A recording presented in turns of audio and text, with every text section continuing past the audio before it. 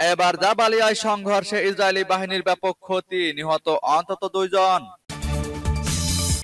আরো বিস্তারিত জানিয়ে দিব। এদিকে গোপনে মার্কিন বিমান ঘাঁটিতে নজর রাখছে রুশ ড্রোন। এবার গাজায় ইসরায়েলি হামলায় আরো 55 জন ফিলিস্তিনি নিহত, আহত অন্তত 170 জন। এদিকে দামেস্কের কাছে ইসরায়েলি বাহিনীর অতর্কিত হামলা। আরো জানিয়ে দিব। এবার ভারতকে অসহযোগী দেশ ঘোষণা যুক্তরাষ্ট্রের। এদিকে ইউক্রেনের আরো 540 জন সেনা নিহত, দাবি রাশিয়ার। এবার তাইওয়ান প্রণালীতে মার্কিন গুপ্তচর বিমানের আনাগোনা। এবং সর্বশেষে জানিয়ে দিব। এদিকে ট্রাম্পের শপথ অনুষ্ঠানের আগে ইউক্রেনে হামলা জোরদার রাশিয়ার। শুনছিলেন সংবাদ শিরোনাম, এখন বিস্তারিত। তবে তার আগে অনুরোধ থাকবে এই ভিডিওতে একটি লাইক দিন এবং কমেন্টস করে জানিয়ে দিন আপনি কোন জেলা থেকে বা কোথায় থেকে আমাদের সাথে যুক্ত রয়েছেন। এবং সংবাদের সর্বশেষ গুরুত্বপূর্ণ আপডেট পেতে চ্যানেলটি সাবস্ক্রাইব করে আমাদের সঙ্গেই থাকুন।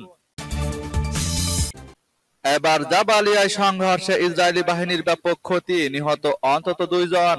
হামাসের সামরিক শাখা ইজাদ্দিন আল কাসাম ব্রিগেড জানিয়েছে, গাজার উত্তর জাবালিয়া এলাকায় তাদের যোদ্ধাদের সঙ্গে সংঘর্ষে 2 জন ইসরায়েলি সেনা নিহত হয়েছে। একই এলাকায় দখলদার বাহিনী 2টি বুলডোজার ও একটি সামরিক যান ধ্বংস করেছে।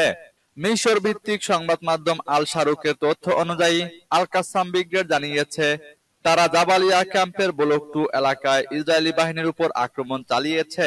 হামাসের সামরিক শাখাটি আরো উল্লেখ করেছে যে তারা জাবালিয়া ক্যাম্পের পশ্চিমে আল ফালুজা কবরস্থানের কাছে ইসরায়েলি বাহিনীর 2টি বুলডোজার এবং একটি সামরিক যান লক্ষ্য করে সওয়াজ বোমা নিক্ষেপ করেছে। আল কাসাম ব্রিগেড আরো জানিয়েছে, তাদের যোদ্ধারা গাজা সিটির দক্ষিণে নেটজারিম ফ্রন্টে ইসরায়েলি বাহিনীর অবস্থানগুলোতে ভারী মর্টার রকেট এবং 107 মিলিমিটার রকেট দিয়ে আক্রমণ চালিয়েছে। এদিকে গোপনে মার্কিন বিমান ঘাঁটিতে নজর রাখছে রুশ ড্রোন। জার্মানিতে অবস্থিত মার্কিন বিমান ঘাঁটিতে অজ্ঞাত ড্রোন উড়তে দেখা গেছে। এছাড়া অজ্ঞাত ড্রোন দেখা গেছে জার্মানির অস্ত্র প্রস্তুতকারক প্রতিষ্ঠান রাইন মেটালের বিভিন্ন স্থানেও। গোপন সূত্রে বরাতে শুক্রবার এক প্রতিবেদনে এ তথ্য জানায় স্পিগেল নিউজ ম্যাগাজিন। জার্মানির রামেস্টেইন অবস্থিত মার্কিন বিমান ঘাঁটি ও দেশটির প্রধান অস্ত্র প্রস্তুতকারক রাইন মেটালের আকাশে সন্দেহজনকভাবে ড্রোন ওড়ার বিষয়ে প্রতিবেদন প্রকাশ করেছে স্থানীয় স্পিগেল নিউজ ম্যাগাজিন।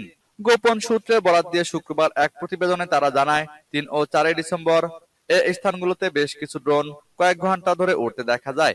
এমনকি জার্মানির কেমিক্যাল গ্রুপ BASF এর বিভিন্ন স্থানেও অজ্ঞাত এসব ড্রোন দেখা যায়।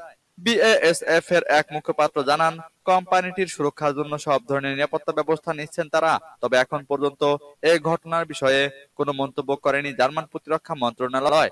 এমন ঘটনায় উত্তেজনা দেখা দিয়েছে গোটা জার্মানিতে। দেশটির গোয়েন্দা সংস্থার প্রধান জানান, ইউক্রেন রাশিয়া যুদ্ধে কিয়েভকে সমর্থন দেওয়ায় জার্মানিকে লক্ষ্যবস্তুতে পরিণত করেছে মস্কো। এমনকি দেশের অভ্যন্তরে নাশকতা চালানোর আশঙ্কার কথা উল্লেখ করে সতর্কও করেন তিনি। এবার গাজায় ইসরায়েলি হামলায় আরো 55 জন ফিলিস্তিনি নিহত, আহত অন্তত 170 জন। ফিলিস্তিনের অবরুদ্ধ গাজা ভূখণ্ডে ইসরায়েলি বর্বর হামলায় গেল 24 ঘন্টায় অন্তত আরো 55 জন ফিলিস্তিনি নিহত হয়েছেন, আহত হয়েছেন আরো 170 জন। গাজার স্বাস্থ্য মন্ত্রণালয়ের বরাতে তুরস্কের রাষ্ট্রীয় বার্তা সংস্থা আনাদুলু এজেন্সি শনিবার এই তথ্য জানিয়েছে। বার্তা সংস্থাটি মন্ত্রণালয়ের বরাতে আরো জানায়, গত বছরের অক্টোবর থেকে অবিরাম চলা এই হামলায় এখন পর্যন্ত 44,930 জনের প্রাণ গেছে। এই হামলায় আরো অন্তত 1,06,624 জন ব্যক্তি আহত হয়েছেন। মন্ত্রণালয় বলেছে, গত 24 ঘন্টায় ইসরায়েলি বাহিনীর অব্যাহত আগ্রাসনে 55 জন নিহত এবং আরো 170 জন আহত হয়েছেন। অনেক মানুষ এখনো ধ্বংসস্তূপের নিচে এবং রাস্তায় আটকা পড়ে আছেন, কারণ উদ্ধারকারীরা তাদের কাছে পৌঁছাতে পারছেন না। ফিলিস্তিনি স্বাস্থ্য কর্তৃপক্ষ মনে করছে, গাজা উপত্যকা জুড়ে ধ্বংস হওয়া বাড়ির ধ্বংসস্তূপের নিচে এখনো 10,000-এর বেশি লোক নিখোঁজ রয়েছেন। মূলত গাজায় অবিলম্বে যুদ্ধবিরতি দাবি জানিয়ে জাতিসংঘের নিরাপত্তা পরিষদে প্রস্তাব সত্ত্বেও ইসরায়েল অবরুদ্ধ এই ভূখণ্ডে তার নৃশংস আক্রমণ অব্যাহত রেখেছে। এদিকে দামেস্কের কাছে ইসরায়েলি বাহিনীর অতর্কিত হামলা। সিরিয়ায় বাশার আল আসাদের পতনের পর দেশটিতে একের পর এক হামলা চালিয়ে যাচ্ছে ইসরায়েলি বাহিনী। কাতার ভিত্তিক সংবাদ মাধ্যম আল জাজিরার লাইভ প্রতিবেদনে বলা হয়েছে, সিরিয়ার রাজধানী দামেস্কে শুক্রবার রাতে বিশাল বিস্ফোরণের শব্দ শোনা গেছে। সিরিয়ার রাজধানী থেকে আল জাজিরার সাংবাদিক রেসুল শেরদার বলেছেন, দামেস্কের কাছে সামরিক স্থাপনা লক্ষ্য করে এবং তার আশেপাশে ইসরায়েল হামলা চালিয়েছে। শেরদার বলেন, দামেস্কের কাছে সিরিয়ান আর্মির ৪র্থ ডিভিশন এবং একটি রাডার ব্যাটালিয়ন লক্ষ্য করে বিমান হামলা চালিয়েছে। এর আগে শুক্রবার দামেস্কো এবং সুইডার কাছে অন্তত ৬টি সামরিক স্থাপনায় বিমান হামলা চালায় ইসরায়েল। বিদ্রোহী গোষ্ঠীদের ঝড়ো আক্রমণে মাত্র ১২ দিনের মধ্যে গত রোববার আসাদের পতন হয়। যুক্তরাজ্য ভিত্তিক পর্যবেক্ষক সংস্থা Syrian observatory for human rights জানিয়েছে, বাশার আল আসাদের পতনের পর গত বৃহস্পতিবার পর্যন্ত ইসরায়েলি বাহিনী সিরিয়ায় ৫ শতাধিক হামলা চালিয়েছে। এরপরেও হামলা অব্যাহত রেখেছে ইসরায়েলি বাহিনী। হামলার স্থানগুলোর মধ্যে রয়েছে রাজধানী দামেস্কো, হেমস, তারতাস, পালমিরা, লাতাকিয়া, দেওর আজোজের মতো শহর। ইসরায়েলি বাহিনী সিরিয়ার যুদ্ধজাহাজ, বিমান ঘাঁটি, সামরিক যান, বিমান বিধ্বংসী অস্ত্র, অস্ত্র উৎপাদন কারখানা, অস্ত্রাগার সহ বিভিন্ন সামরিক স্থাপনা লক্ষ্য করে হামলা চালিয়ে যাচ্ছে। এবার ভারতকে অসহযোগী দেশ ঘোষণা যুক্তরাষ্ট্রের। এবার ভারতকেও অসহযোগী দেশগুলোর তালিকায় অন্তর্ভুক্ত করল যুক্তরাষ্ট্রের অভিবাসন ও শুল্ক প্রয়োগ সংস্থা। এই তালিকায় ভারত ছাড়াও রয়েছে Bhutan, Cuba, Iran, Pakistan, Russia ও ভেনেজুয়েলা। এটি এমন একটি তালিকা যেখানে উল্লেখিত দেশগুলো প্রত্যার্পণ প্রক্রিয়ায় যথাযথ সহযোগিতা করে না বলে মনে করে মার্কিন কর্তৃপক্ষ। আইসিইউ জানিয়েছে, এই দেশগুলো সাক্ষাৎকার গ্রহণ, সময়মতো ভ্রমণ নথি ইস্যু এবং নির্ধারিত ফ্লাইটে তাদের নাগরিকদের ফেরত নিতে প্রয়োজনীয় সহযোগিতা দিতে ব্যর্থ হয়েছে। আইসিইউর তালিকা অনুযায়ী যুক্তরাষ্ট্র থেকে ১৪,৫০,০০০ অবৈধ অভিবাসীকে বিতাড়িত করার পরিকল্পনা করা হয়েছে। এর মধ্যে ১৮,০০০ই ভারতীয়।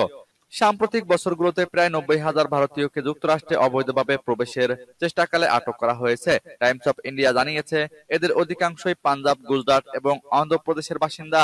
বহু সংখ্যক ভারতীয় যুক্তরাষ্ট্রে তাদের অবস্থান বৈধ করার চেষ্টা করলেও এ প্রক্রিয়া বেশ সময় সাপেক্ষ। বৈধতা আবেদনে ২-৩ বছরও সময় লাগতে পারে। যুক্তরাষ্ট্রে অবৈধ অভিবাসীর সংখ্যায় সবার উপরে রয়েছে হন্ডুরাস। দেশটির ২,৬১,০০০ অবৈধ অভিবাসী রয়েছে মার্কিন মুলুকে। এরপর গুয়াতেমালা রয়েছে ২,৫৩,০০০ অবৈধ অভিবাসী। এশিয়ার মধ্যে চীন ৩৭,৯০৮ জন অভিবাসী নিয়ে শীর্ষে, ভারত রয়েছে ১৩তম স্থানে। এদিকে ইউক্রেনের আরো ৫৪০ জন সেনা নিহত দাবি রাশিয়ার।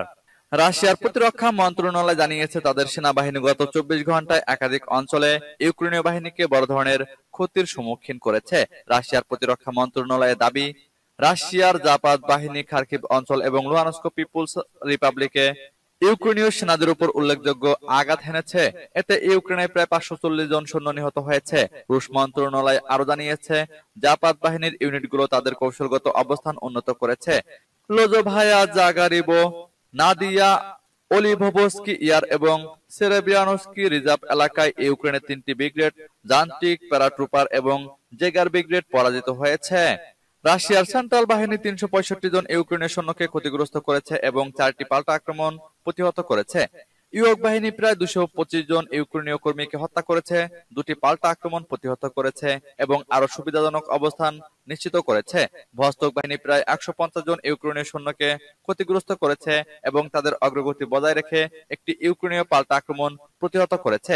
এসব ঘটনা ইউক্রেন রাশিয়া যুদ্ধের আরো কয়েকটি উত্তেজনাপূর্ণ পর্ব, যা উভয় পক্ষেরই বড় ক্ষয়ক্ষতির সাক্ষী হয়ে দাঁড়িয়েছে। সূত্র আল মায়াদিন।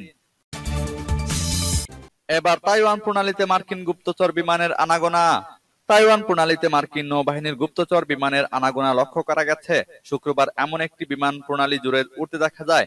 এ সময় সতর্ক হয়ে ওঠে স্থানীয় বাহিনী। আনাদোলু এজেন্সির প্রতিবেদনে বলা হয়, তাইপেই এই বিবৃতিকে এই তথ্য জানিয়েছে। বলেছে, শুক্রবার একটি মার্কিন নৌবাহিনীর গুপ্তচর বিমান তাইওয়ান প্রণালীর উপর দিয়ে উড়েছে। তাইওয়ানের প্রতিরক্ষা মন্ত্রণালয় জানিয়েছে, মার্কিন P-8 বিমানটি দক্ষিণ থেকে উত্তর হয়ে প্রণালী অতিক্রম করে। মন্ত্রণালয় এক্স বার্তায় বলেছে, এই সময় তাইওয়ানের সশস্ত্র বাহিনী পরিস্থিতি স্বাভাবিক রেখে পাশের সমুদ্র এবং আকাশসীমার সম্পূর্ণ নিয়ন্ত্রণ বজায় রেখেছিল। যুক্তরাষ্ট্র এবং তার মিত্রদের এই ধরনের কার্যক্রম চীনের ক্ষোভ সৃষ্টির অন্যতম কারণ। চীন তাইওয়ানকে তার বিচ্ছিন্ন প্রদেশ বলে দাবি করে পশ্চিমারা স্বাধীন তাইওয়ান গঠনে উস্কানি দিয়ে আসছে। প্রদেশটিতে পরিকল্পিত জনবিক্ষোভ সৃষ্টি এবং গোয়েন্দা উস্কানিরও অভিযোগ করে আসছে চীন। এদিকে ট্রাম্পের শপথ অনুষ্ঠানের আগে ইউক্রেনে হামলা জোরদার রাশিয়ার। যুক্তরাষ্ট্রের নবনির্বাচিত প্রেসিডেন্ট ডোনাল্ড ট্রাম্পের শপথ অনুষ্ঠান আগামী 20 জানুয়ারি অনুষ্ঠিত হতে যাচ্ছে। তবে তার আগে ইউক্রেনে হামলার পরিমাণ বাড়িয়েছে রাশিয়ান বাহিনী। শুক্রবার কাতার ভিত্তিক সংবাদ মাধ্যম আল জাজিরার অনলাইন প্রতিবেদনে এই তথ্য জানানো হয়েছে। রুশ প্রেসিডেন্ট ভ্লাদিমির পুতিন বলেছেন, দনেতস্ক এবং লুহানস্ক পিপুলস রিপাবলিক, খেরসর এবং জাপোরিজিয়া অঞ্চল থেকে ইউক্রেন বাহিনীকে অবশ্যই সরে যেতে হবে। পুতিন আরো বলেন, যত তাড়াতাড়ি কিয়েভ ঘোষণা করবে তারা এই সিদ্ধান্ত গ্রহণ করতে প্রস্তুত এবং তারা ন্যাটোতে যোগ দেওয়ার পরিকল্পনা বাদ দিয়েছে, তখনই আমাদের পক্ষ থেকে যুদ্ধবিরতি এবং আলোচনার নির্দেশ আসবে। তবে গত নভেম্বর ইউক্রেনের প্রেসিডেন্ট ভলোদিমির জেলেনস্কি তার বিজয়ের পরিকল্পনা জানান এবং ন্যাটোতে যোগদানের কথাও জানান। তবে ট্রাম্প ক্ষমতা নেওয়ার পর ইউক্রেনে যুক্তরাষ্ট্রের সামরিক ও আর্থিক সহযোগিতা কমতে পারে বলে ধারণা বিশ্লেষকদের। গত 27 নভেম্বর রুশ বাহিনী ইউক্রেনের জ্বালানি অবকাঠামোতে ব্যাপক হামলা চালিয়েছে। ইউক্রেনের কর্তৃপক্ষের বরাত দিয়ে প্রতিবেদনে বলা হয়, সাম্প্রতিক দিনগুলোতে রাশিয়া ইউক্রেনে 1500টি বিমান হামলা চালিয়েছে।